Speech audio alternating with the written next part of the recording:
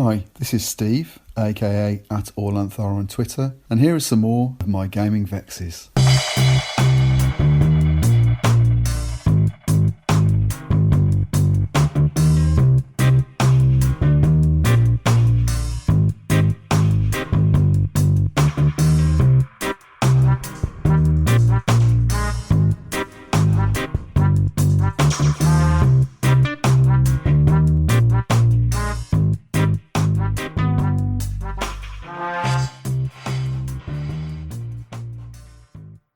Hi, and welcome to another episode of AllAnth's Gaming Vexes. Slightly different format this time. So what I have is some brief reflections on preparing for and also a debrief from the Worm game that I'm running. Good fun, and it's a very different experience to some of the other things I've run and plan to run in the future. I've also then got a deeper dive, so a conversation between myself and Old Scouser Roleplaying, that's Neil, and Oil Painting 71, that's Joe. So thanks to both of them for taking part. It was good fun recording, and hopefully the sense of fun comes through when you listen to it. So without further ado, enjoy the rest of the episode.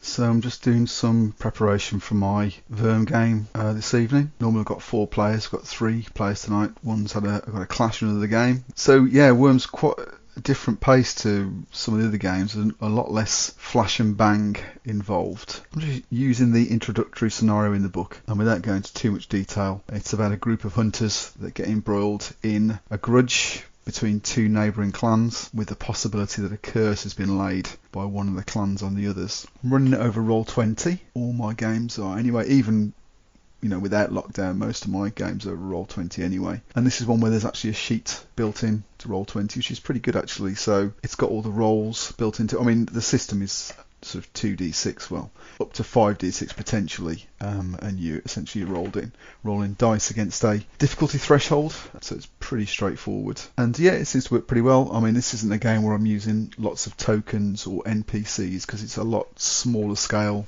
than some of the other games that I run. So for example, if I'm running RuneQuest, I've got a sort of cast of thousands in terms of creature, etc. In this, it's a lot lighter. And what really attracted me to the game in the first place, apart from the fantastic cover artwork, was I've always had an interest in archaeology, prehistoric archaeology. It's always had a fascination for me. And I think reading History of Ancient Britain by Neil Oliver, bit of pop history, prop science, that's got a really good few chapters on the rise of modern humans through the lower, middle and upper Paleolithic. So what we're talking about here is the upper Paleolithic, so about 35 to 40,000 years ago. So yeah, so I'm running the introductory scenario, and this is part of my project You Buy It, You Play It. It is introductory, and I'm concerned that the scenario is a bit weak, but I'm wondering whether it's maybe the system, well, maybe not the system, but more of the background. And I'm struggling really with how to put a bit more bang into it, really. I think it's the normal thing that GMs have, well certainly I have before sessions, is wondering whether there's enough to it to engage the players. And I think the players that put themselves forward to playing this game have got an interest in archaeology and prehistory anyway, so that I think they're already primed to enjoy it. But because I'm trying to keep it, and the way the game is written is sort of trying to ground it as much as possible in what's known about the period. Really, the main activities is either survival, so that's hunting, gathering. Gathering's perhaps not so much fun to roll through. Hunting can be a bit more entertaining, obviously, because there's quite a bit of threat involved. Or there's social interaction. So it's got a lot of potential for role playing, and the way that it's set up is that it's based in what's known about the period. So actually it's quite small groups. So there's quite a bit of potential for role playing within the clans themselves. I mean, not everybody gets on, obviously, but you've probably got about 20 to 30 people in a clan, so it's not a huge number. That includes sort of children and sort of older people as well. So there's potential for role play within the clan, but also in this scenario you've got a potential for role playing the, what was the source of the grudge between the clans, and how to resolve that. And I've also thrown in, and also the scenario includes a little bit of potential for the spirit world to get involved. In fact, one of the players, when we started the game, he wants to have a mystic type, or a sort of a shaman or a seer, and really, for a starting character, that's not ideal. So what we did was, in the second session, This is going to be the third session tonight. We rode back a little bit, and we created an old crotchety shaman, so much older, so therefore it's got quite a few weaknesses attached, so it's quite frail and it's quite crotchety and awkward. But again, it sort of brings forward the potential for role play to be to the fore. But yeah, so I've prepped the session. I'm a little bit concerned it's going to be a bit weak, and I'm just wondering about the potential in a game like this for longer term play. I can absolutely see, one shot being the way to go, but I really wanted to try and put a series together out of this one. But yeah, so we'll see how the session goes tonight, and then I'll do a bit of a debrief afterwards. Hi Steve, this is Gianni reacting to the remark you made while mentioning the Worm role-playing game and the possibility of introducing fantasy into a real-world setting. As you may know, I am hugely interested in East Asian cultures. I have run several campaigns set in real-world East Asia and encountered much of the same issue. I feel players, even though they knew we were playing in real-world Ming China or Joseon Korea, expected the supernatural. They expected to be confronted to monstrous creatures rather than just human opponents. They expected flashing and banging spells rather than mere divination sessions. And as a result, even though my initial plans had been to keep matters ambiguous, like, did the divination spell really work? Was the medium just lucky when she indicated that the hostages were being kept prisoner below the butcher's shop? But no, I had to give in, and we did end up having, dragon folk and undead, etc. But yes, that's a very interesting discussion to be had. So, just finished the session of Worm. I think it went better than I thought it would do. I think it just chatting to the players at the end there, asking about the pacing of the game and whether it suited them. And the impression was that there's plenty to do, that the social interaction is in the actual role-playing opportunities are good and really what people enjoy. I mean, in terms of just a brief outline on what happened, the hunters spent quite a bit of time back at their home hearth discussing their plans to approach the neighbouring clan, and there's a lot of discussion, a lot of thinking about what gifts they should take with them. And this is the point where I've built in some of the finds from the Upper Paleolithic in the Swabian Jura, apparently according to Google, because what I wanted to do was to try and to locate it in a specific place, and also to bring in some of those archaeological finds to try and give it a little bit of sense of weight. It sounds really pretentious, but I just basically, it's the stuff that I'm interested in, so why wouldn't you want to do that sort of thing? And I think that landed pretty well with the players as well. But again, reflecting that the pace is somewhat different. So as I said earlier, I think in terms of actually the activities that you can do, there's a little bit of hunting, a little bit of gathering herbs. So one of the characters is a expert herbalist. Vanali, the shaman character, she had quite a bit to do in terms of casting omens and sort of interpreting the movements of birds and to try and understand what was happening, and trying to keep that sense of threat. So obviously there's something not right.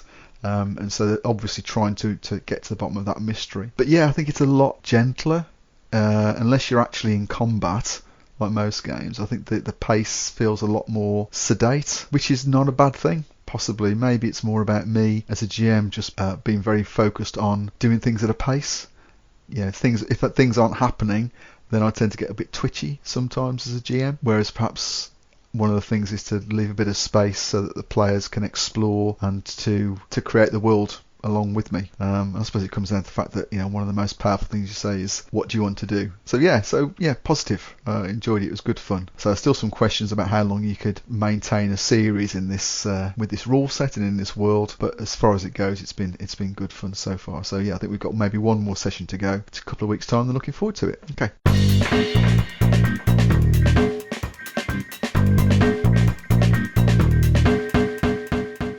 Do you want to introduce yourself, guys? Okay, so this is Neil, Old Scouser Role Playing on Twitter. Yeah. And Joe, what about yourself? Yeah, well, obviously, I'm Joe, known on Twitter as Piderbud and Duck, which is Welsh for don't be silly. I'm glad you pronounced that, not me. Yeah, you might more easily remember my the address, which is at oilpainting71. So this came out of a conversation that sort of starts off around Jeopardy in role-playing games, which sort of came out of our experience with old school style, which is, we'll get to what an old school style approach to Jeopardy is. And then that linked into me bemoaning the apparent lack of Jeopardy in 5e. Yeah. Characters seem to be almost invincible, and again, that might be just part of the game itself. But what I wanted to do was to sort of widen it out a little bit, so it's not just about lethality, which, and hit points and that sort of thing, but just more a consideration around danger or risk, or whatever you want to call it in game. So I suppose, first of all, the definition of Jeopardy, according to the internet, is a danger of loss, harm or failure. So I'm thinking, obviously, that's, a level of risk of loss, harm or failure. What do you guys think? Is that something that we have to have in our games? Is it almost a core part of the experience, or what do you think, Neil? Go first. Yeah, I think it is. That's a big part of it. That excitement that you get when your characters have something at risk. They're in danger of losing lives or failing a quest. It might be something else that drives them on, and it's that point of failure, I think, where the Jeopardy comes from, with and risk as well. For me, I've said this before, but for me, the best play in the game comes about when that sense of Jeopardy is really high, when there's a lot to lose, even if it's just your character's life. That sense of danger, of being overwhelmed. And so on, and for me, I can't imagine playing a game where at some point that doesn't occur. And doesn't mean that has to be there all the time from start to finish of a session. But I think every session is enhanced with a degree of jeopardy. Yeah, where the characters, you say, might something might go horribly wrong. Yeah. And I will say, in all the old school games I've played, which have coincidentally all been run by you, Neil, that that sense of imminent death is always there. We all know absolutely. About that. Yeah. What about you, Joe? What do you think in terms of what does that sense of risk bring to the game? I think very much similar to Neil, actually, what Neil's just said. I sort of grew up really playing RuneQuest, which is notoriously gritty. There's always jeopardy in every sort of encounter. I mean, if we're just concentrated on combat, I think games like Warhammer Fantasy Roleplay and RuneQuest have this real sense of the dark nature of combat and the consequences of combat. Yeah. And you get that in old school D&D as well. It's particularly BX. It's very easy to die in, isn't it? You have you start off with very few hit points, and you don't really seem to get that many more as you progress. Yeah, it's interesting, really, because you have games like Tales from the Loop where characters cannot die. I've run a session of Tales from the Loop, but obviously, Neil, you played, and I don't know about yourself, Joe, but did the sense that you just cannot die take the edge off it a little bit, or did it? I think it with that it was the expectation around the game, so that expectation was there from the start, and we knew that our characters couldn't be killed. So I would say there wasn't the same sense of jeopardy. That didn't make it any less exciting or interesting. That's interesting. Yeah.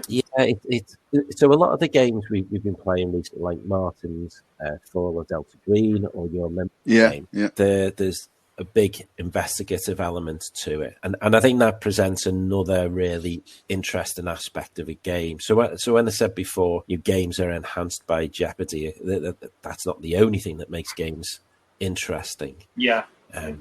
But and so I think with Tales from the Loop, it had a lot of other good stuff in it that makes games interesting. It didn't have that feeling of jeopardy, I guess. There were moments of discovery that felt quite exciting and exhilarating. So it's possible to have a game that's interesting, but the other levers that you can pull on, or the other dials that you can turn to dial that up. Absolutely. It almost like needs to compensate if the jeopardy isn't there. Yeah, absolutely. Or the risk. And also, I think to go along with that, if you have jeopardy constantly, then there's nothing to contrast it with, It becomes like a Michael Bay film, doesn't it? It's just one explosion after another until actually all the explosions look like one. Exactly. And I think those calmer moments or different moments where the risk is less. Yeah, I think that it's that contrast that makes it work really well. What about you, Joe? What are your thoughts? Talk a little bit about that. I think that's really interesting. I suppose I've been thinking very much along old school lines of, Jeopardy and combat, but I think there's all sorts of different stories to tell and different ways to notch up the Jeopardy, in social ways or puzzle ways. So Jeopardy is something that can certainly challenge you in different areas. Yeah, so I mean, what I was thinking of, because I was trying to think this through myself, so I tried to break it into sort of system. So, I mean, that's where you can get things like hit points, and different systems do things differently, obviously. Then it's about context, and I think system is more immediate and tactical. So, that sword swing connects and you're dead. Whereas context might be longer term consequences. So that can be managed with system. Things like Pendragon, for example, or was it the Birthright campaign from second edition D&D, where you got a family over time? In my mind, it's more like to be explored through the story or the ongoing narrative, and there might be some other stuff that comes out of that as well. So I think perhaps if we just talk about system first, and obviously that's what really drove this conversation in the first place, and then perhaps come to context. But just to sort of set the scene, I think what we've said is that players need to be aware that there's a possible outcome for their character where they could, lose, or they could get harmed or lose something or fail. And it's almost, you can do that in a variety of ways in systems through, foreshadowing, or there's a dungeon there, there's going to be something horrible in there. Or some systems like Blades in the Dark, for example, build it in so it's clocks, so that the characters know something's going to happen. So if it ticks down to a certain point, then they're going to be found out, that the guard are going to be alerted to their presence or something. And I was thinking about in 5e, the hit points are a countdown clock, because really players don't care until you get within a sword strike of being dead. Do you know what I mean? So it's almost like you have to grind through those ablative hit points before you get. So anyway, that's my thing. So I mean, do you want to talk about the system side of it? So Joe, do you want to just pick up on what you're thinking about? Well, I thought, it keeps coming up in conversations, but I thought it was really interesting looking at 5e and how it is different from old school D&D. But I was flicking through the Dungeon Master's Guide to try and find ways, because there's a sort of perception that there is, particularly as you get higher up in the levels, that it becomes, there's less jeopardy, there's less threat to the characters. Certainly in games that I played anyway. The early stages are great, you still have that threat level because your hit points are low. But, as your hit points increase, it gets more and more difficult to threaten the players, really. Well, in that situation, you end up throwing larger and larger creatures. Yeah, that's true. If you think about it, a goblin at the first level is a threat. Yeah. But it's almost like you just need to have bigger and bigger goblins. Yeah. Do you know what I mean? Which means, actually, that advancement is, I don't know, does it negate the value of that advancement? Because you almost have to have that additional threat to bring that sense of immediate danger. Yeah, it's sort of this escalation, isn't it?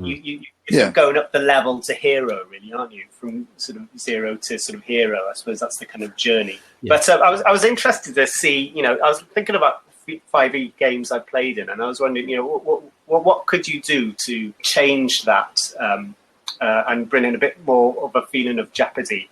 And a lot of it comes down to healing. I think Neil will agree that in 5e, it kind of feels like you suddenly have these power boosts. Yeah. And it's very easy to come by healing. Flicking through the DMG, it's got some good suggestions on alternatives. There's slow natural healing and gritty realism. So one of those, just slow natural healing, is just reduces the amount of healing you can do per rest, and gritty realism just extends the kind of the period that you need to heal. So you can play between those two ideas and get to a balance in a game of 5e where you still got a bit of threat. It's a bit harder to get healing, and it doesn't feel like you're sort of a superhero powering up so much. And there are a couple of games that have tried to make 5e feel more OSR like. There's Five Torches Deep, I know, is one, and there's another one. To the Unknown. That's it, yeah, that's the one. Or In Search of the Unknown, or was it Into the Unknown? Into the Unknown. Yeah. And I think, I mean, I've not got Into the Unknown, but I've got Five Torches Deep, and I think that's a really interesting idea. You can see where they've really tackled those bits that make 5e feel powerful. Characters are powerful and far less vulnerable. But I think there's a couple of interesting things there, Steve. You mentioned about the goblins. And one of the things that draws me to certain games is when it goes into combat, And it talks about a goblin is still a threat. You know, so if you have a knight at level 9 who could still be taken down by a gang of goblins, then that kind of really appeals to me. But I do. Well, you see that in RuneQuest, Yeah. don't you? Where it doesn't matter how good you are, you could be in the wrong. You get a stinger in the forehead, and that's the yes, character, for example. And you really do feel that with RuneQuest that a couple of lucky or unlucky dice rolls, depending on your perspective, that's it. Your character's gone. Not absolutely nothing you can do. And you get, that's even more noticeable. It doesn't matter how powerful you get, because even with basic and expert D&D, any old school D&D, once you get to 4th, 5th, 6th level, you may not still have loads of hit points. I mean, a magic user at 5th level can still have a maximum of 20 hit points if they're lucky. But at least they're not at that one strike is gonna kill them. But there is one thing that I think does set old school games apart, and that is just some of the outright lethality with certain things, like a trap. You get poisoned, save versus poison, or the dead. And that's it. No matter what level you're at, you fail that roll, you're dead. Hit points, nothing else matter. I think, I do find that quite brutal. I have been known to soften some of those things. So, really, yes, on occasion. What about Yola the Gnome? Yeah, well, I did a terrible trap. That was just a damage trap.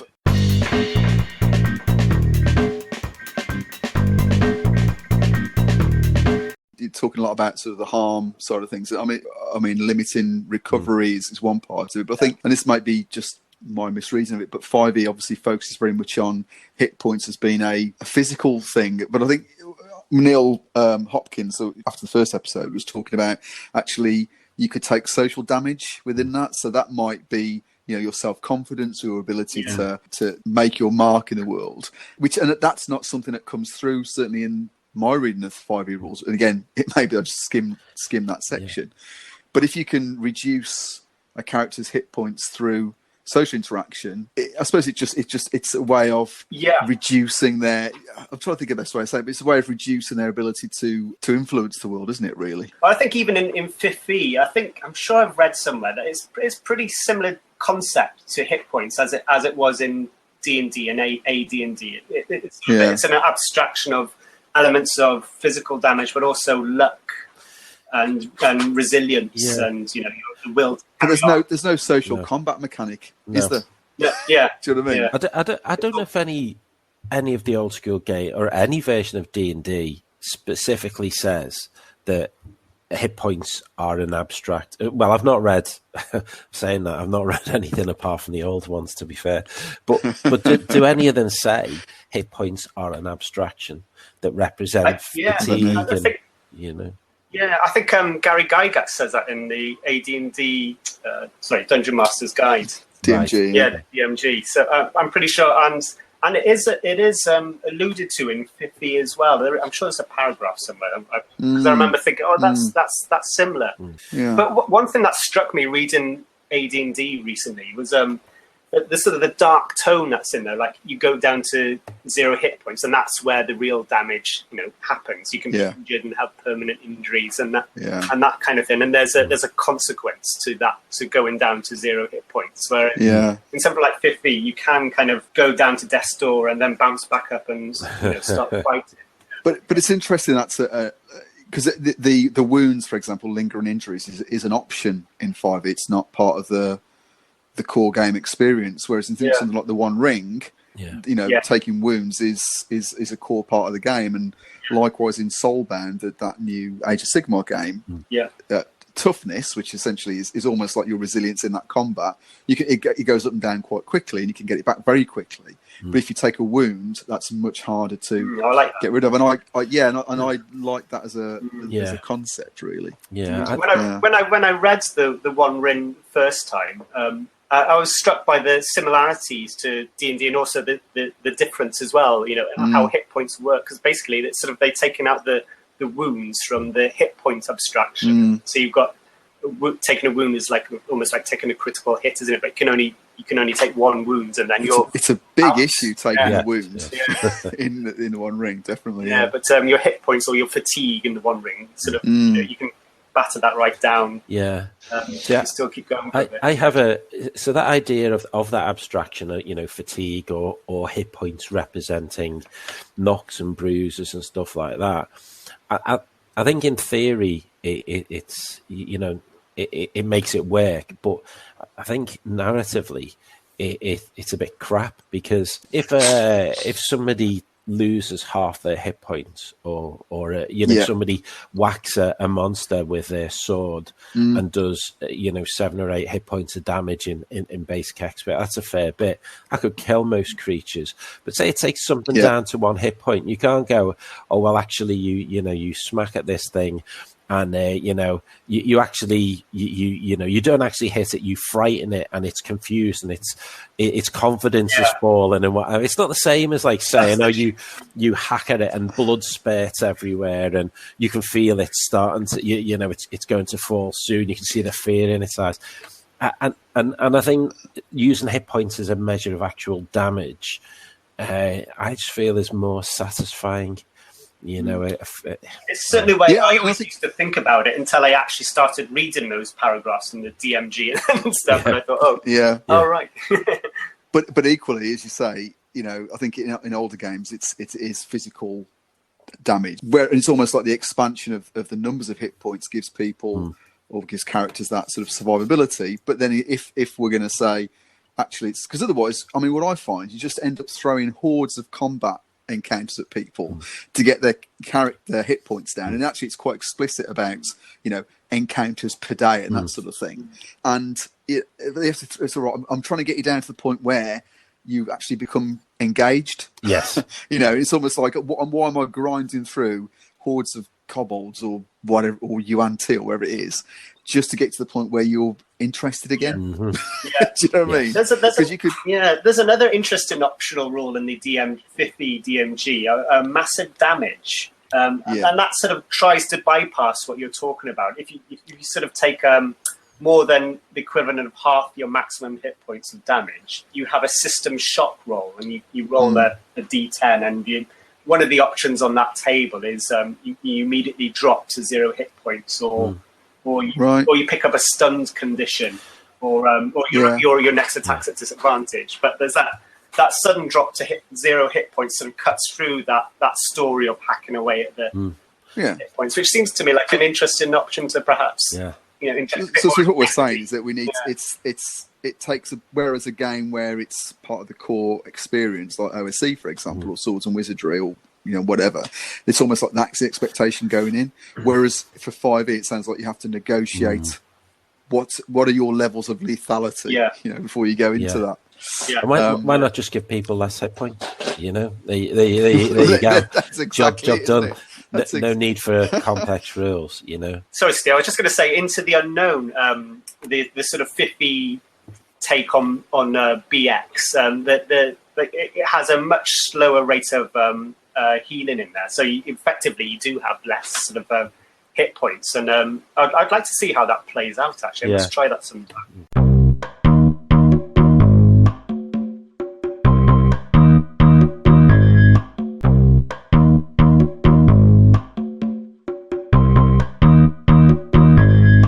So we talked a lot about harm. The other two aspects of it were around failure, and I think that's probably less problematic, because I know there's the concept, obviously, of failing forward or not failing at all. So in Gumshoe, there are certain things you won't fail, because if you fail, then it basically stops the investigation in its tracks. And then the idea of you succeed, but. So, I mean, do you think I think having the concept of failure, it's almost as though, can characters fail at things, or can they fail at things which are really important? And I'm thinking about non-combat tests really here. I think with the old school style of play, that's never really an issue, because you don't have roles for a lot of those things. So if somebody wants to talk to the barkeeper to get some information or whatever, generally, now you could say, oh, well, make a charisma roll or something like that, make some use of the dumb stat. But generally, you just give them the information or let them ask the question in a way that might elicit that information. Or they might notice something that the barkeeper has a symbol of Sumitra, the goddess of beer or whatever, behind the bar, and the player says, well, I'm a cleric of Mitra and blah blah blah. It's things like that, I think. But that's where the role play comes to the fore, then, isn't it? And so I think if you're gonna have a skill in something, it's got to mean something. So and that's what life is like, isn't it? If I'm going to try and jump over my garden fence, there's a chance I'll, 10% chance I'll succeed. And maybe the chance of absolutely. Critical impact. Yeah, exactly. Some broken bones there somewhere. So and I think that's kind of realistic. But I do get the idea of failing forward or fail with consequence and stuff like that. But I don't know. I kind of like him a bit. I think I've said, not on the podcast, but in conversations previously, talk about some of the games like Scum and Villainy, for example, or games where you have to think about consequences. That is hard work to do that, really. As a GM, you're saying. Yes, I think so. I don't know. I mean, you guys run or played in those sort of style of games where it's you fail but or you succeed but not quite as well with a follow-on consequence. And there has to say you fail 5 or 6 rolls in a row, you've got all of a sudden 5 or 6 consequences, and I don't know, sometimes just like I don't know. I mean, I don't know if you need to. I think you can fail, and there's a consequence, isn't there? I mean, I think that's so. So it's that thing about you only make people roll when something's at stake. Absolutely. So like picking a lock in a door. If you make the roll, then great. The door's opened. If you fail it, then you can hear guards coming round the corner or something like that. I think that's always been part of the game, anyway. If I'm honest. Yeah. It's just kind of got a label now, really, I think. And the other bit of as well is so we talked about harm and we talked about sort of failure, and the other bit is loss. Yeah. So and I was thinking about this removal of a capability. Or something. Yes. we came across this in. Yeah, that reminds me of the old level drain. Yeah, absolutely. Yeah. Yeah. And it really it could be quite jarring if you've as a player and a GM. I mean, we found this in our RuneQuest game where they come up against the monsters which were just basically nicking their stuff, and I think that prompted a whole. It certainly changed the whole character of the interaction. Didn't it? It did. I think it was. I think the first time you encountered those creatures, and it was something small was went, and then the second time it happened and you're like, oh no, they've taken my main weapon there, and then that was like a theme in the game, was that idea of you were having things taken away. And like you say, Joe, it's kind of like the level drain, which is it's pretty extreme, really. You think you're taking away somebody's the last 3 or 4 adventures experience, you're just wiping that out in one go. But I think as well as that, Steve, I also think is, you were talking before about story and background and so on, and within the same RuneQuest game, there's a lot that it feels that the characters are, it feels the jeopardy is really high there. The stakes are huge, and I think that's the other thing.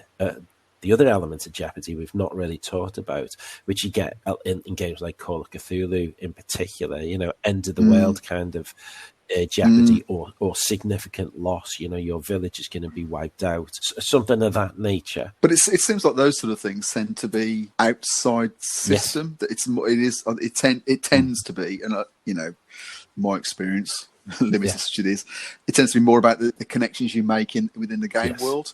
I mean, we've all played in games, I'm sure, where you've got a home village or you've got something you care about.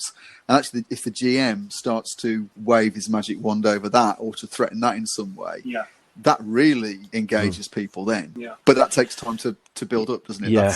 That's a campaign or a series. It's the thing of overwhelming gods, I think, is it's something I like to do. Is there's a load of enemies here, or something really bad's going to happen, and it happens in loads of games, and I just think that's just when players like the gamer instincts are at their sharpest, and they're like all those years of rolling dice and tactics and whatever come to the fore, and I think that's when players are at their best, and I think that's when games are at their best. It's when you're most switched on. Yeah, absolutely. When that real threat, whatever it might be, whether it's to them individually, I was saying before, last few hit points, or whether it's like, they're standing there on the ridge watching their hometown being blown to bits, or whatever it might be. That sense of like brings out outrage and fear, and all this kind of stuff comes from. It's all the time spent building those characters up over time as little nuggets of storyline that sort of become a character. That's when they become real. Yeah. Okay, I think we probably only skimmed the surface of that, but I think it was really interesting conversation, certainly from my perspective. I'm sure that when I put this out on the podcast, we'll get quite a few responses from it, and maybe it's something we might come back to and revisit in the future. It's a really good subject, I think. I mean, it gets to the heart of a lot of our games. I think the essence, keeping that consequence, that jeopardy, that threat level, whatever it is, there and real. All right, so thanks very much. Thanks, Neil. No, thank you. Thanks, Joe. Thanks, guys. And I'll talk to you again soon. Absolutely. Right, cheers. Bye-bye.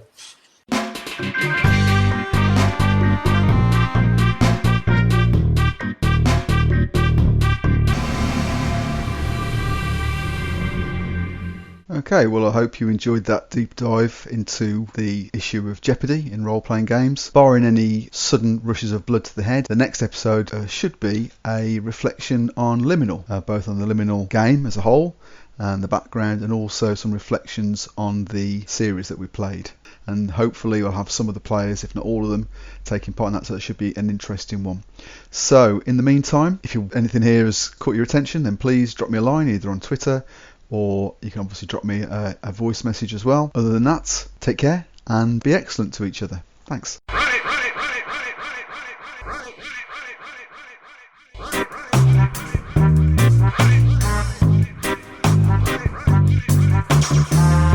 Thanks for listening to another exploration of my gaming vexes. If you've got any thoughts you'd like to add to what you've heard here, or a gaming vex of your own you'd like to offer up for discussion, you can contact me on Twitter @AllLengthR, or you can leave a voice message. The link's on the podcast webpage on Anchor, or can be found in the show notes. Until the next time, may all your games be free of vexatiousness, and be excellent to each other, always.